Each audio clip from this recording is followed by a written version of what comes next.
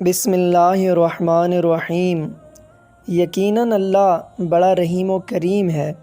ایک ناپاک آدمی جس پر غسل واجب تھا اور وہ دریا کے کنارے پر کھڑا تھا، اس نے دریا سے کہا کہ اے دریا، میں تیرے اندر آ کر نہانا چاہتا ہوں، مگر میں ناپاک ہوں اور تو پاک ہے۔ میں تیرے اندر آؤں گا تو گستاخی ہو جائے گی، بے ادبی ہو جائے گی۔ دریا نے ہنس کر کہا کہ اے ناپاک شخص، اگر تو میرے کنارے پر قیامت تک بھی کھڑا رہے تو ناپاک ہی کھڑا رہے گا، لیکن اگر تو واقعی پاک ہونا چاہتا ہے تو بنا کسی تکلف کے کود جا میرے اندر، اسی ناپاکی کی حالت میں کود جا۔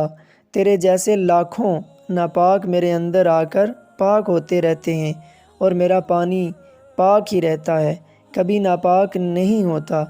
بالکل ایسے ہی ہم اور آپ اللہ کریم و رحیم کے نام لینے میں اس بات کا انتظار نہ کریں کہ ہم گناہوں سے پاک ہو جائیں گے تب اللہ کریم کا ذکر کریں گے، تب نماز پڑھیں گے، تب روزہ رکھیں گے، بلکہ جس حالت میں بھی ہیں ہمیں دیر نہیں کرنی چاہیے۔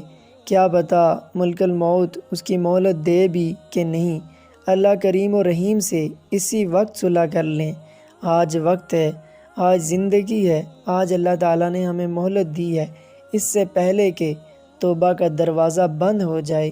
آئیں مل کر اللہ تعالیٰ سے سچی اور پکی توبہ مانگتے ہیں اور اللہ تعالیٰ ہمارے صغیرہ کبیرہ گناہوں کو معاف کرے اور آئندہ گناہوں سے بچنے کی توفیق عطا فرمائے۔